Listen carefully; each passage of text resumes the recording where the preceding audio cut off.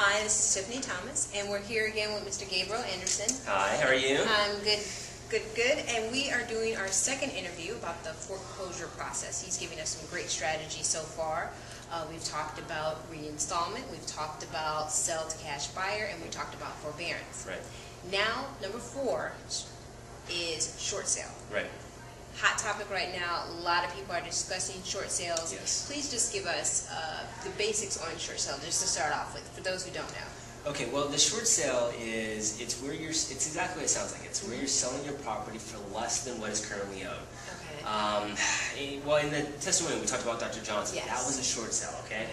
So it's a situation where you're convincing the bank that there is a financial hardship. And Okay. this is a strategy that you're going to use when there is a permanent financial hardship. Mm-hmm.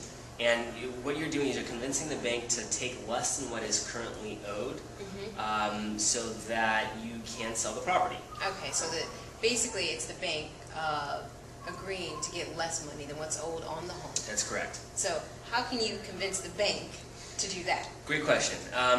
Well, here's the first thing. Okay, so the short sale process is a lengthy process. Okay, but the moment that you send an offer to the bank, it immediately stops the foreclosure process. Okay. And here in California, the bank legally has to give you 90 days before they even pursue a foreclosure action. Okay. Once a short sale offer has been submitted. Okay. Now, because the banks are inundated and they're so behind, I mean, we've seen people that have had a trustee sale date extended at 12 months. So it can be a lengthy process. The short sale process, its typical is about 3 to 4 months. But it does stop the foreclosure process immediately. Okay.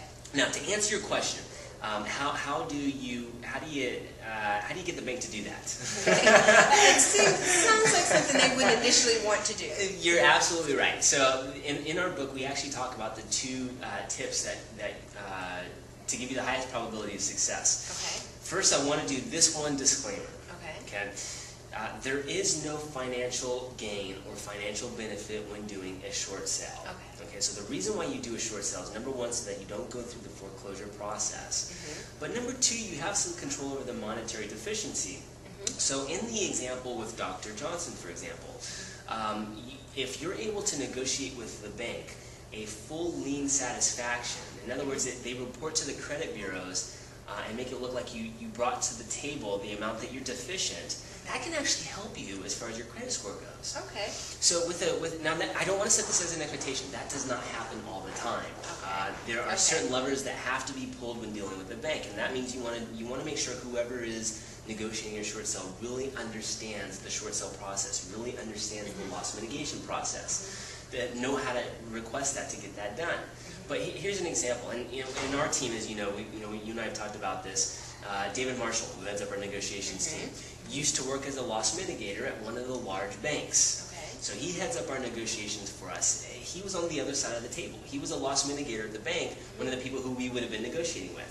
So we've got inside connections into the bank, and our negotiations team really understands the loss mitigation process. Okay. But let me give you an example. So let's say that you're selling your property for $150,000 less than what you owe. Okay. If you're able to request a full lien satisfaction from the banks, and again, it doesn't happen all the time, but if you're successful in doing that, then it looks like you showed up to the closing table with $150,000 with you. So with a typical short sale, with a foreclosure, that's usually about a 7-year ding on your credit report. Okay. A short sale is usually a 48-month ding on your credit report. Okay. Anywhere from 24 to 48 months. If you get real good aggressive,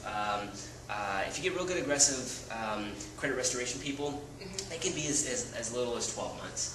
But if you're able to request a full lien satisfaction, well, that's no ding on your credit report. It might be a slight ding. The algorithms are always changing with the foreclosure, or with the credit bureau companies.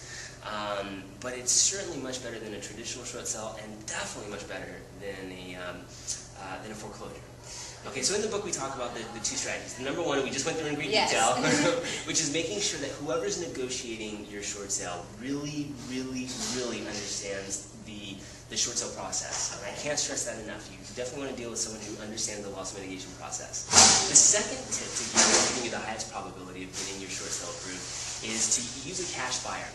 And the reason is that the bank sees a cash buyer is going to come in with a proof of funds, and they're going to show the bank that they don't need a loan, they're paying cash cash for the property, and so there's no loan contingencies or any of that other junk that goes into contracts. It's just a very clean offer. So those are the 2 tips that we give in the book on giving you the highest probability of success. Again, going back to finding an expert.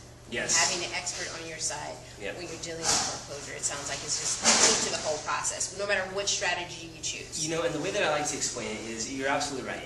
This is a niche. This is a specialty. And it's just like if you were having heart issues, you wouldn't go to your general physician to perform open heart surgery.